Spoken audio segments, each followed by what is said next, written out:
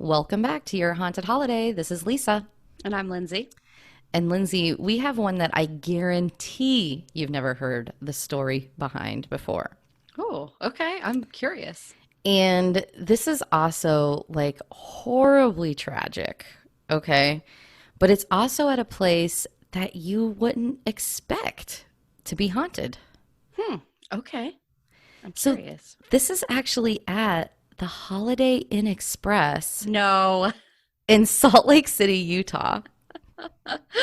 Oh my goodness. So we can actually say they're haunted. We've always said that the Holiday Inn Express is like the go-to place when you're too scared, like at the Villisca Axe Murder House. Go find that Holiday Inn Express. And I think typically that's probably correct. This would not be that Holiday Inn Express, however, and it wasn't always a Holiday Inn Express. It was converted into a Holiday Inn Express, years after the fact. But there Mm. is a very tragic story behind this that we are going to get into, and it kind of involves a cult. Wow. Those things are fascinating. I know. I find cults really fascinating too. It's almost like a psychology, experiment. It's really interesting. Hmm. But this is your haunted holiday at the Holiday Inn Express in Salt Lake City, Utah.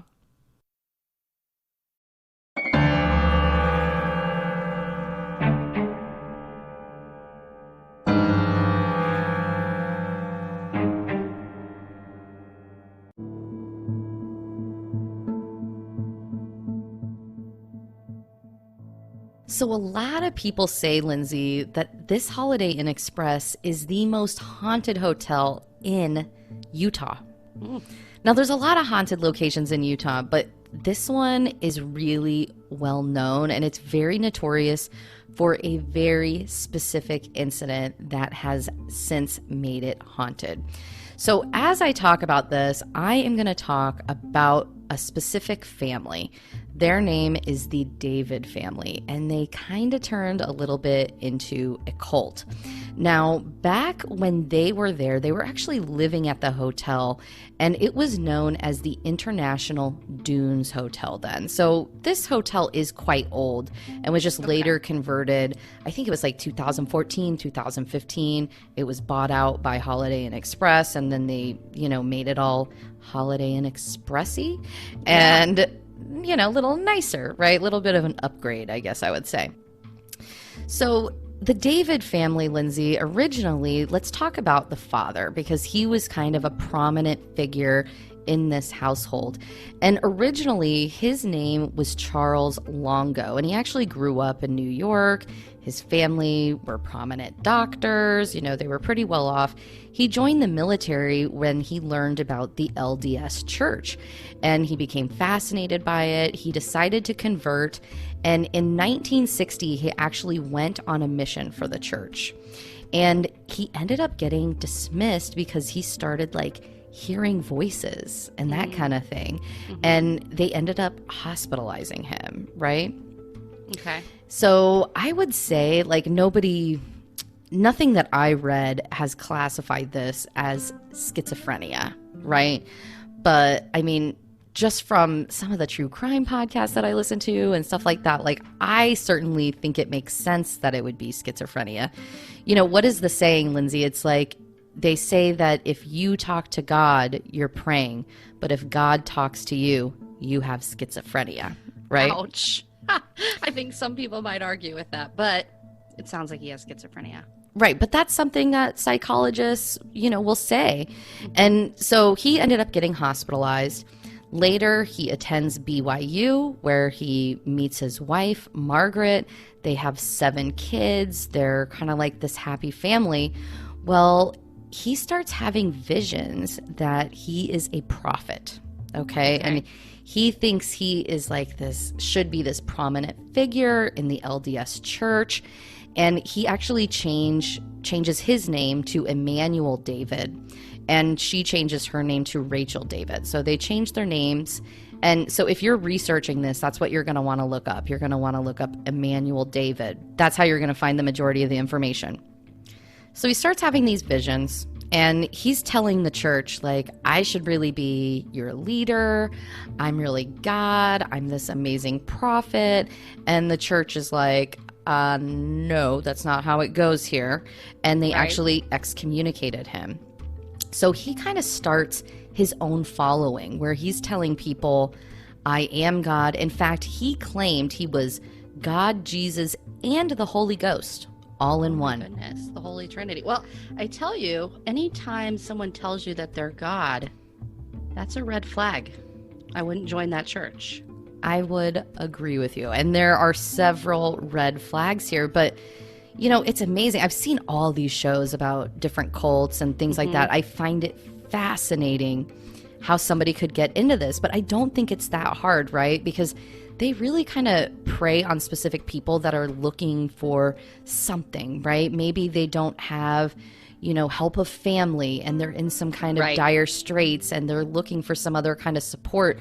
And that's, you know, where a lot of these people come from. Or maybe they just believe it. Maybe this guy was very charismatic and convincing, right? I think that's the other part. Exactly. You know, so you and I are both really into true crime, and really cults fall into that. And so we've both watched a lot of documentaries and different shows about cults. I find it fascinating. And realistically, it's like psychological warfare. You know, they take someone who's already susceptible. Maybe they're at that point in their life where they're more easily manipulated. They're looking for something else. They feel unfulfilled, and they draw people in. And I really think, who knows about this guy? I don't know enough. I'm sure we'll find out more here in the podcast. But I really think that some of these cult leaders are truly predators, knowing that they're taking advantage of folks. This guy might just be schizophrenic, but I really believe, like your Jim Jones of the world, he is a predator on the earth. Oh, 100%. I think with this guy, we'll talk about it a little bit about how he took advantage of people, but I think it was maybe a combination of both. I mean, he's hearing voices. He is also taking advantage of people. So some of the things that he believed Mormons and Catholics were the Antichrist. He believed that white people were the true children of God. Oh my gosh. Yeah. And he also like claimed the Star of David to be his own. He was like, that's not really the Jewish star. That is our star, like whatever that means, right? Oh my gosh. So anyways, so he started to gain a small following. It wasn't any like massive church by any means. And they were kind of like a wandering cult is how they've been described. Like they didn't have like a setup, you know, church or something that they went to. They would actually go protest outside of churches sometimes and stuff like that to tell them, you know, you're the Antichrist, you know, that kind of stuff. It reminds me of that group. What's that group, Lindsay? I know exactly what you're going to say. It's the Westboro Baptist Church. Yeah, it almost reminds me of kind of like that almost. Yeah, but the Westboro Baptist Church, I think, is now more organized. But no, you're exactly right. A cult really does not need to be organized in order to be a cult. Right. They just really need to be taking people in. It needs to, you know. Exactly. Manipulating people. So some of his followers actually started committing fraud in order to kind of pay for what the cult is doing. And some of the things that they would do is like they would have this scheme where they'd be like, my daughter is ill. We need your money to help fund, you know, her hospital care and, you know, all that stuff. And so they would get money from people that were trying to do the right thing, which is scummy. And then this money would go to Emmanuel David and his family, where they were kind of living like this lavish lifestyle. Okay. Meanwhile, his followers who were committing this fraud on his behalf were basically like living on the streets. Like they weren't taking any money from this. But this Emmanuel David guy, him and his family would live in hotel rooms, in like suites. And at the time, this is the, you know, late 70s, they were staying in what was then known as the International Dunes Hotel, which has since been converted into the Holiday Inn Express, in 2 different rooms at like $100 a night, which is a lot of money in the 70s. Yeah. I mean, that would be a lot of money for me to spend $100 a night on a place that I was living, right? And so not only that, but they would order really expensive takeout from like a French restaurant down the street on a regular basis. Over the course of like a month before all this stuff happens that I'm going to get into, he spent $3,000 on just clothing for himself. So he's spending all this money and they're committing fraud. Well, meanwhile, some of his followers that are making this money for him to allow him to live this way, they get arrested by the FBI for this fraud. So his means of income has suddenly stopped, right? These followers can no longer send him this cash flow. The FBI is kind of looking into him, saying, can we connect it and prove that he was like telling his followers to do this for him? And things just kind of start closing in. Well, on July 3rd, 1978, he decides he's going to commit suicide. So he ends up driving out to a canyon in a borrowed car and piping in carbon monoxide and committing suicide. Oh my goodness. Right. So then his wife and kids, so remember they have 7 children staying in these 2 hotel rooms. The wife is notified of this and she's in the Holiday Inn Express. And they're actually on the 11th floor. So they're in rooms 1103 and 1105 is what is speculated. That's what I've seen out there in the world of the internet, is they're saying rooms 1103 and 1105. I gotta tell you, I am so scared of what you're about to tell us. It's horrible. Worried about what this is. It's absolutely horrible. So basically what happens, she decides, I want to reunite with my husband. Oh, no. He's God. Our whole family needs to, reunite. So she essentially takes the younger kids and throws them off the balcony. Oh, my gosh. Some of the older kids actually voluntarily jumped off the balcony because they were believers in this. And she threw herself as well. Now, she did die, as well as 6 of her children passed away. One of them did live. The oldest daughter, who was 14 years old at the time, her name was Rachel. She actually was one of them that I believe jumped willingly from the balcony. Now, I will say, this whole thing, so most people that live in Salt Lake City, they know this story. I mean, it's quite old, but this was such a horrible thing that happened. I mean, there were bystanders in the street watching as like children were gripping onto the balcony trying to hold on, and they were screaming, but there was nothing that they could do. I just cannot even imagine watching something like that. Oh my gosh. That is just horrifying. So it's also terrible that, this man who probably was mentally ill, and also who knows how much intent he had, right? But he brought his wife into it. Right.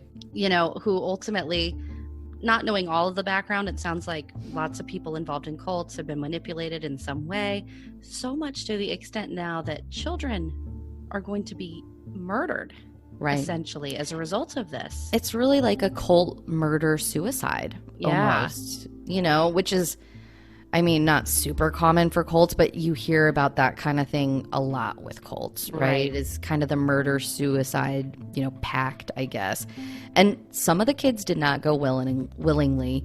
Others did, and it's also sad to think about those kids that did, because they've been brainwashed probably since birth that their father is God. I mean, right. And they're just listening to their mom. I just can't even imagine. Right. They're in no way to blame at all. I mean, they're completely innocent. Yep. Now, the oldest daughter who lived, she is still alive. And she actually went into foster care for a little while. She's very disabled, does have some brain injuries, I think in a wheelchair, that kind of thing today. But she actually ended up moving back with some of her family members in Aurora, Colorado, where I believe she still is. And she still to this day thinks that her father is God and will return. Members of this cult still exist In, I think it's Spokane, Washington, and Aurora, Colorado. It's mainly members of the family, so it's not like a hugely significant cult, but they truly believe this, that he's going to return, he's God. She's even, I guess, claimed that she's tried to commit suicide to join her family several times still. Wow. And I mean, think about it, like you've been taught something your entire life. You've never been separated from it.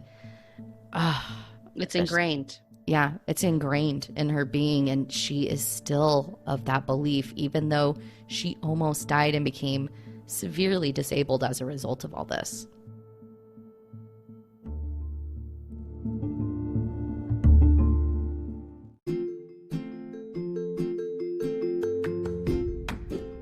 This show is supported by Sonnet. Listening to podcasts shouldn't be hard, but so many podcast apps on Android are cluttered and confusing.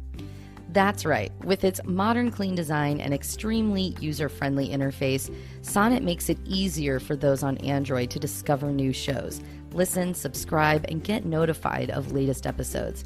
Best of all, it's free. Click the link in the description to listen to your haunted holiday on Sonnet.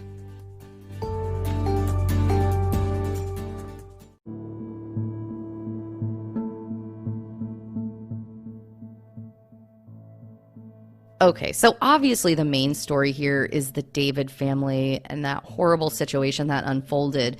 There are some other claims that I found out there that I wasn't able to validate that are, similar in terms of people actually jumping from the balcony because it is a high-rise hotel in downtown. A couple other claims of that, but again, I wasn't able to validate this. Now, this is a Holiday Inn Express, like we said. A few places that you're going to want to go if you stay in this hotel is the indoor pool. So yes, they do have an indoor pool, which I actually think is a great perk of a hotel. Yeah. But apparently the kids not only were in the room, but they liked to go to the indoor pool at the time. They also like to go play in like the game room that's pretty close to the lobby area. Mm-hmm. So you will hear children's laughter in the indoor pool area. So terrifying, let me just say. Like children laughing that aren't there, like we say, terrifying. But let me also say, it seems like, I guess two things isn't a trend, but think about the Queen Mary. Weren't there children ghosts haunting the pool area? I mean, it seems like a place kids might enjoy, which would make sense. Yeah, because they enjoyed it when they were alive, of course. Mm-hmm. So why not, make that one of your regular hangouts in the afterlife? Yeah. Now, in the pool area, there's also an apparition of a woman with a child. So you can actually see a full body apparition potentially next to the indoor pool. In researching this was really the only location in the hotel where I saw reports of a full-bodied apparition. So to me, it seems like, yeah, the rooms are going to be important to stay in a room that they likely stayed at, if you're going to do that. But the indoor pool is definitely going to be an area that you're going to want to investigate a lot. Was it a child full-bodied apparition that they saw, or? So a woman with a child. So they believe this is Rachel David with one of the children. Mm-hmm. The other thing I mentioned was the game room. So there's a pinball machine in this hotel, and they say that pinball machine will just like start up on its own. So they think that there's maybe like a little kid that's trying to play with the game that's next to the lobby. Other reports here are that things are going to move on their own. So people that work there, for example, workers claim that their tools get moved quite a bit. They also say that light bulbs will unscrew by themselves, which is kind of interesting. And overall, there is just supposed to be kind of like an ominous feeling of being watched as well. And I think particularly on the 11th floor where the family lived, but also I heard reports of this as well on the 13th floor when people stayed there. The other thing that you should look for are shadows. as well as kids laughing in the hallway and playing in the elevator. Okay. So these are all things that would make a lot of sense, right? Every hotel that had like a little kid tragedy, they're in the hallway or the pool, right? And what little kid is not playing with the elevator, by the way? I feel like as a 100%. little kid, I was always messing with the elevator when I was in a high rise, probably driving all the adults mad. Absolutely. So this could either be residual because they spend a lot of time doing those things, or maybe intelligent. The pinball machine maybe makes me think that it's intelligent. Yeah, I mean, based on the research, it's really hard to say, honestly. Like, there wasn't anything that struck me as clearly intelligent, right? Okay. A lot of it seemed residual. Now, that doesn't mean there's nothing intelligent there. I will say, like, there was not a lot of videos of investigations occurring here. But again, it's known to be maybe the most haunted hotel in Utah. So it's kind of surprising that there hasn't been a ton of investigations going on, at least, widely circulated investigations. But it's definitely got a lot of activity, and there are some main places that you should go check out. Definitely. And like we say, I mean, tragedy ultimately leads to hauntings. This is a particularly sad tragedy, but, it sounds like a hotel that, it's a Holiday Inn Express. It's got to be pretty nice.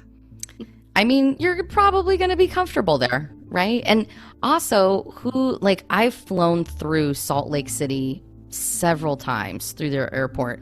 If I need to make a stopover and I need to stay the night, guess where I'm going to be staying? I'm going to be staying at the Holiday Inn Express.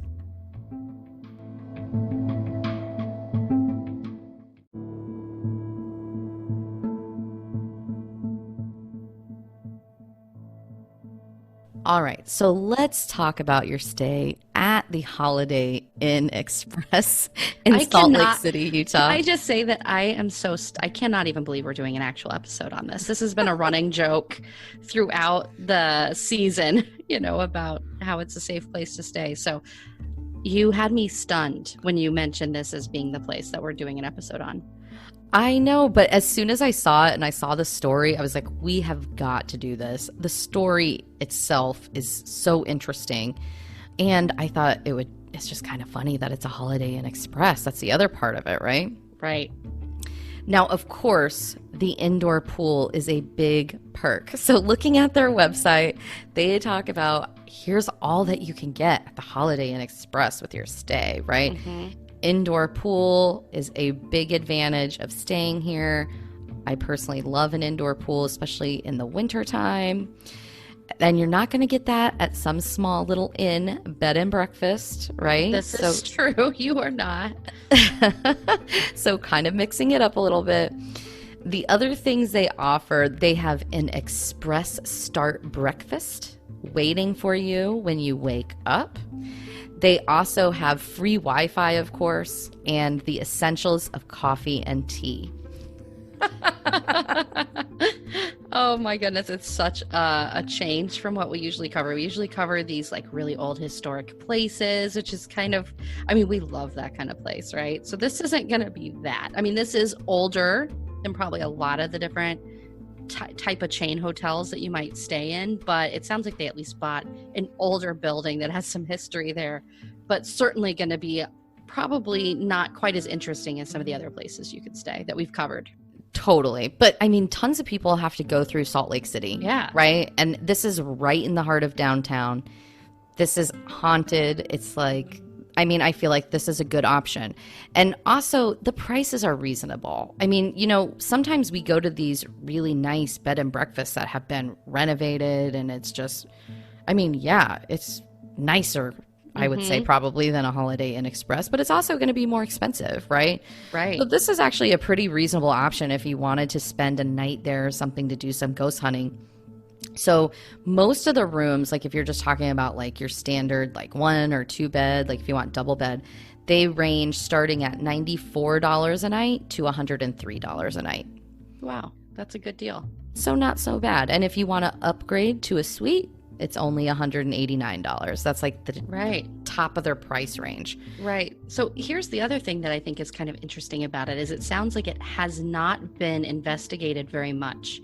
Now, I mean, these folks died in a terribly tragic way. So obviously we want to be respectful of people, not provoke when we go back. These are people at the end of the day that are haunting the place. But who knows how haunted this place really is? I mean, you may be able to go and get, gosh, you could get tons of evidence, or maybe not, right? But the possibility of it being extremely haunted is really there. I mean, one of the videos that I saw was interesting. So they were staying on the 11th floor in one of those rooms, and they had seen like a shadow. They heard like a weird like door creaking noise, but it was within the room, and it was specifically on this one part of the room where they heard this door creaking noise in the middle of the night.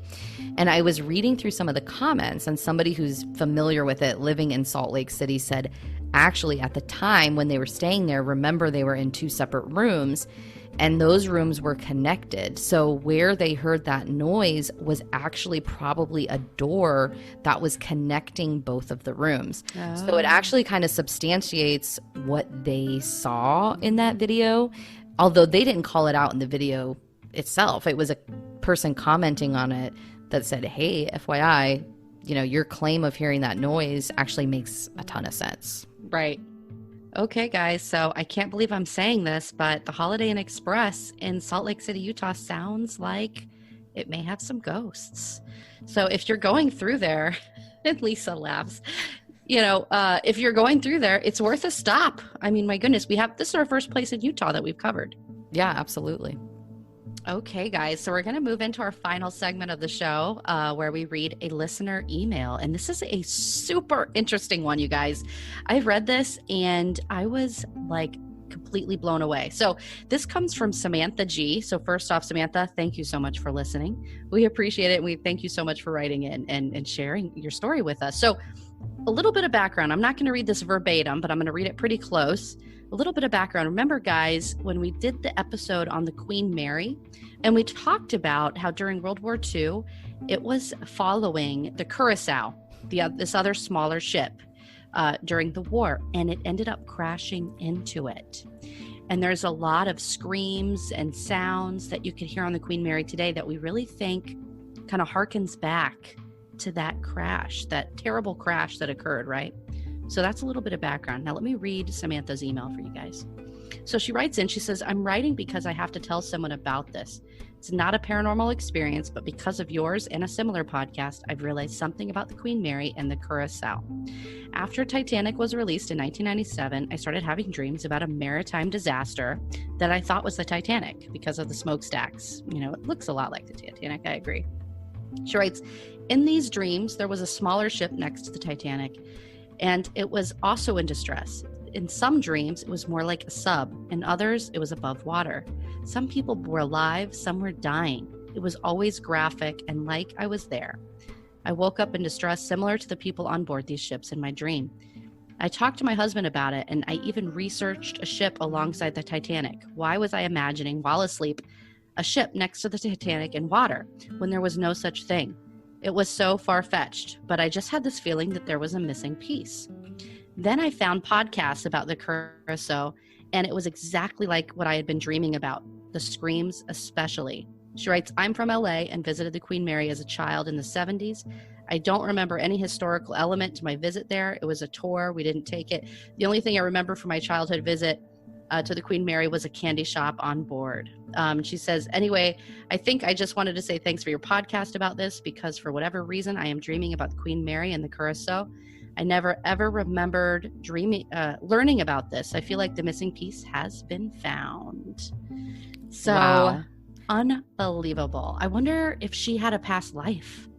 I wonder too, because that's exactly what I thought when I read it. Like, I think I read it before you even did, and I had chills. I was like, oh my gosh, she probably had a past life and was on the Queen Mary or the Curacao. Absolutely. What are the odds, right? And then all of a sudden she hears our podcast and another podcast that covers that topic, and boom, it was like a light bulb. Wow. I think that is just such a cool story. I find past lives so interesting, and I've always wanted to know, like, what was I in a past life? Like, if I was in a past life, like, who knows, right? I have no idea. Right. But I would love to know. But I think Samantha has a pretty good clue about one of her past lives. Absolutely. So we obviously believe in ghosts, and I think there's so much out there that we don't understand and don't know. And this kind of makes me think maybe there's something more. Maybe there's something more to the past life situation.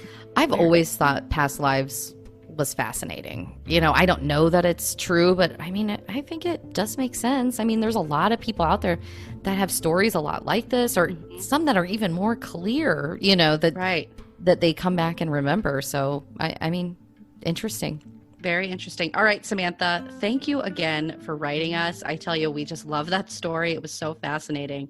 You guys, if you want to reach out to us like Samantha did, you can email us, yourhauntedholiday@gmail.com, or just go to our website, yourhauntedholiday.com. Click contact us and send us an email that way too if you want. We're also on Facebook, Twitter, Instagram, YouTube. You can message us any number of ways. We're pretty responsive. Send your stories because we love that stuff. And also send your recommendations. We love getting recommendations for different shows. Even if it's just a personal ghost story, we would like to hear that too. Absolutely. We love it. All right, guys. Thank you so much for listening. We'll see you next week. Stay safe and healthy, everybody.